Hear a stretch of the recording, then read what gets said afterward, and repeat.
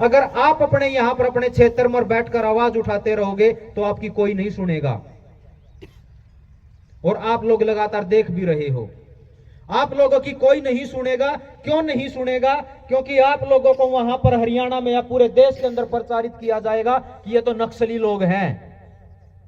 समझना इस बात को आप, कि पूरे के पूरे भारत में आपको दुष्प्रचार किया जाएगा आप लोगों का, ये तो नक्सली लोग हैं और ये सरकारों के विरोध में खड़े हैं, ऐसा करके दुष्प्रचार करेंगे। लेकिन अगर जो हमने आदेश देना है और अपने हक लेने हैं तो हम एक ही बात बोलते हैं कि अगर समस्या झारखंड के लोगों पर आएगी तो हरियाणा से आवाज उठनी चाहिए, पंजाब से आवाज उठनी चाहिए। और जब पंजाब और हरियाणा के लोगों के ऊपर कोई समस्या आएगी तो आवाज झारखंड की धरती से उठनी चाहिए। अकेले करके ना झारखंड बच पाएगा, ना हरियाणा बच पाएगा, भारत का कोई भी राज्य नहीं बच पाएगा अगर हम अकेले अकेले अपनी संघर्ष, अपनी लड़ाई लड़ते रहे तो। अंग्रेजों से एक बात सुनने में मिलती थी, जो हमारे पूर्वज, हमारे बुजुर्ग जो हमारे को बोलते हैं कि अंग्रेज एक ही पॉलिसी के ऊपर काम करते थे, फूट डालो राज करो की नीति, एक ही नीति थी और वो लगातार देश के लोगों को बांटने का काम करती थी। लेकिन आज के तथाकथित ये जो काले अंग्रेज सत्ताओं के अंदर बैठे हैं, ये भी यही बांटने का काम करते हैं। कर रहे या नहीं कर रहे हैं? आप लोगों को आदिवासी नॉन आदिवासी करके लड़वाया जाएगा, नक्सली। आप लोगों को, जब आप लोगों को अपने हक नहीं मिलेंगे, आप अपने रोटी बेटी और माटी के लिए जब आप संघर्ष करोगे, अपने जंगल को बचाने की जब आप बात करोगे और जब सरकार आपको जबरदस्ती रोंदेगी, जैसा कि अब हसदेव के अंदर चला हुआ है, तो कुछ नौजवान वहां से निकलेंगे फिर कि भाई आप हमारे जंगलों को काटने पर तुले हुए हो, हम क्यों काटने दें। और जब सरकार उनको रोनती जाएगी तो फिर वो मजबूरी में आके हथियार उठाएंगे और हथियार उठाते ही वो नक्सलवाद का उनके पास वो प्रोपेगेंडा तैयार हो जाएगा, क्योंकि वो लोग चाहते ही ये है कि ये कब हथियार उठाएं। यही चाहते हैं वो कि एक के हाथ में हथियार देकर आप पूरे देश में इनको दुष्प्रचारित कर दो कि ये लोग तो सरकारों का विरोध करते हैं, ये लोग तो सेना के ऊपर अटैक करते हैं। बात क्या है कि अभी का जो संघर्ष है या जो हमने जो जीत हासिल करनी है, वो अब की लड़ाई ना तो तीर की है, ना तोप की है, ना तलवार की है। हथियारों से अब लड़ाई नहीं लड़ा जाएगा, क्योंकि अगर हथियारों को हम देखें, हम ये नहीं बोल रहे हैं कि उसको सीखिए मत, अपनी परंपराओं को जीवित रखिए। जो हमारे पूर्वजों ने हमारे को जो कलाएं सिखाई हैं उसको जीवित रखिए, वो हमारे रोम में, मतलब हमारे डीएनए में बसनी चाहिए। लेकिन अगर अब सरकारों से लड़ना है तो पूरे देश को एक यूनिटी में आना पड़ेगा, एक होना पड़ेगा। हम किसी का विरोध करके हम लड़ाई नहीं जीत सकते।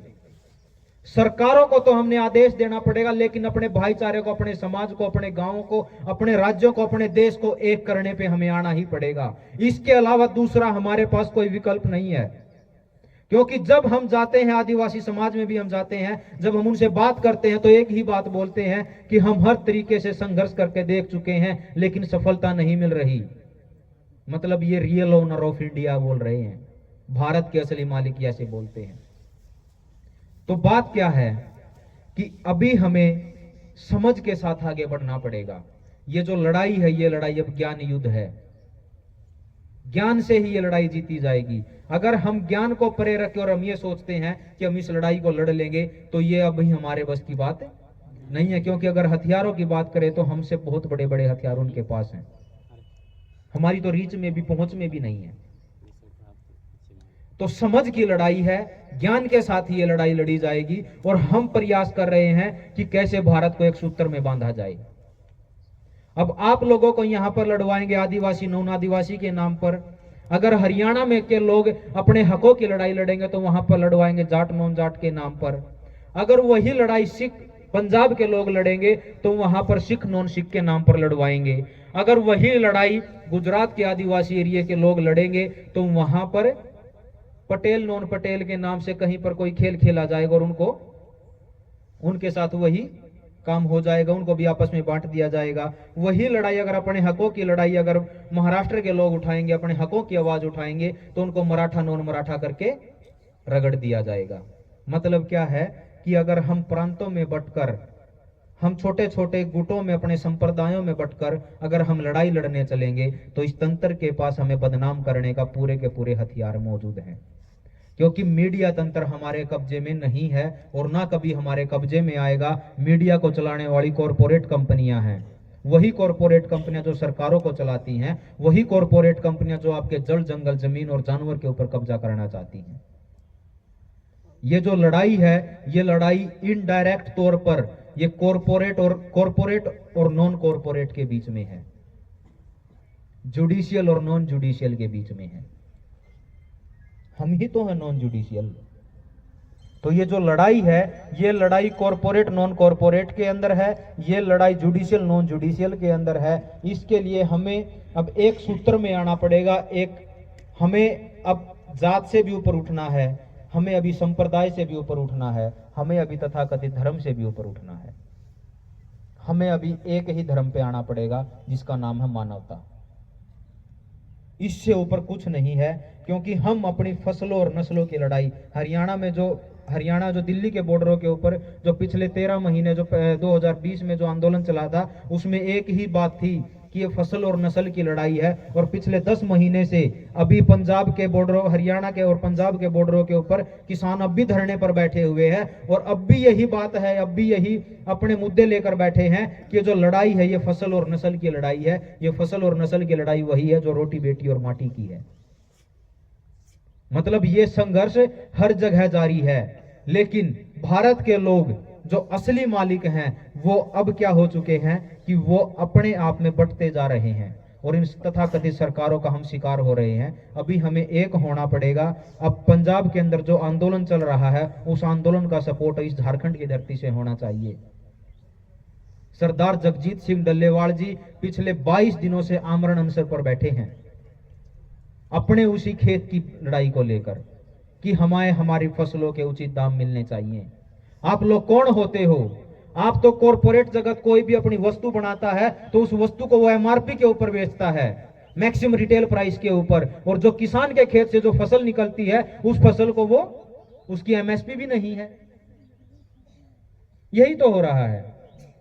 अब क्या हो रहा है कि उस आंदोलन की बात मीडिया हाउसों में नहीं चलेगी। अगर मीडिया हाउसों में उसकी बात नहीं चलेगी तो झारखंड के लोगों के तक वो आवाज पहुंचाने वाला कौन है?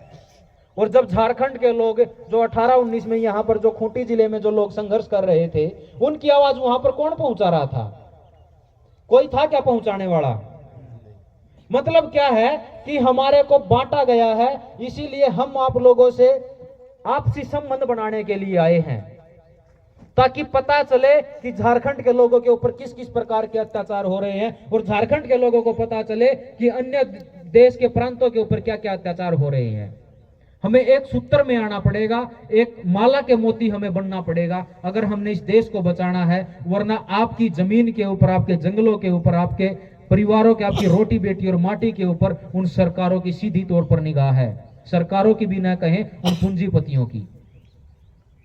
क्योंकि आप रियल ओनर हो, आप ही देश के असली मालिक हो। और इसीलिए अगर आप देश के मालिक हो तो आपके जो यहाँ पर जो खदानें चल रही हैं, जो अवैध खनन चल रहे हैं, ये तथाकथित सरकारें, अवैध खनन का मतलब क्या है कि क्या कि कहीं पर भी खनन करने के लिए हमने किसी को मंजूरी दी है? आपसे पूछा गया है कि हम यहाँ पर खदान चालू करें या ना करें? कभी भी नहीं पूछा गया। तो वो वैध है या अवैध है? वो सत्ता में बैठकर उसका आदेश देते हैं कि हमने फलानी कंपनी को इसकी लीज एग्रीमेंट, हम इसके नाम लीज कर देते हैं और ये यहां पर अपना खनन करेंगे। हमने तो उनको अधिकार नहीं दिया ना। तो वो सीधे तौर पर इल्लीगल काम कर रहे हैं, अवैध कर रहे हैं। इसीलिए हमें पता नहीं है कि हम असली मालिक हैं। हमें उनको आदेश देना पड़ेगा कि ग्राम सभा के माध्यम से भी, और आपको अपने क्षेत्र के हिसाब से जैसे आप संघर्ष कर सकते हो, उनको सीधे तौर पर आदेश ही देना पड़ेगा कि आप होते कौन हो हमारे जमीन से हमारे खनिजों को निकालने वाले। ये संघर्ष करना पड़ेगा। लेकिन ये संघर्ष भी ऐसे नहीं है कि हम जाकर और ये बोले कि हमने एक बीच में टक्कर, भाई एक दीवार गिरानी है, और अगर दीवार गिरानी है तो दीवार को गिराने के लिए पहले हमारे पास संसाधन होने चाहिए, उतनी ताकत भी होनी चाहिए, वो एनर्जी भी होनी चाहिए। अगर हमारे पास वो ताकत नहीं है और 10 लोग जाके ये बोले कि हमने ये दीवार गिरानी है, तो जब हम दीवार में जाके टक्कर मारेंगे तो हमारा ही सिर फूटेगा। अपनी जो ताकत है वो ताकत एकता की है। एक हो जाइए, अगर एक नहीं होंगे तो हमें ये बांटते जाएंगे और हमारे में फूट डाल के ऐसे ही राज करते जाएंगे, और हमारी रोटी बेटी और माटी जो आप लोग बोलते हो, इसके ऊपर सीधा सीधा सा खतरा है। क्योंकि सबसे जो कीमती चीज है वो माटी ही है। इस माटी के बगैर जीवन भी नहीं है, और इस माटी के अलावा कहीं से कुछ नहीं आता। हम अपने जीवन में जितनी भी वस्तुओं का उपभोग करते हैं, वो चाहे कुछ भी है, वो सब की सब इस माटी से ही निकलती है। आप लोग हमसे बेहतर जानते हो। तो इस माटी के ऊपर उनको पता है कि अगर मानव के ऊपर कंट्रोल करना है तो उसका सीधा सीधा सा कंट्रोल एक ही है कि उसके पेट के ऊपर कंट्रोल कर ले। पेट के ऊपर की बात है कि उसकी रोटी को ऊपर कंट्रोल कर ले। कितनी खूबसूरती से अपने अपना देखा है कि हमारी जड़ें क्या हैं, हमारी परंपराएं क्या हैं। ऐसे ही नहीं कहा ना आप लोगों ने कि ये रोटी बेटी और माटी की लड़ाई है। मतलब रोटी का मतलब पेट के ऊपर, भूख के ऊपर नियंत्रण करना। और अगर इंसानों के ऊपर कंट्रोल करना है तो साफ सीधी सी एक ही बात है कि रोटी के ऊपर कंट्रोल कर ले। रोटी के ऊपर कंट्रोल तब होगा जब जमीनों के ऊपर, माटी के ऊपर कंट्रोल होगा।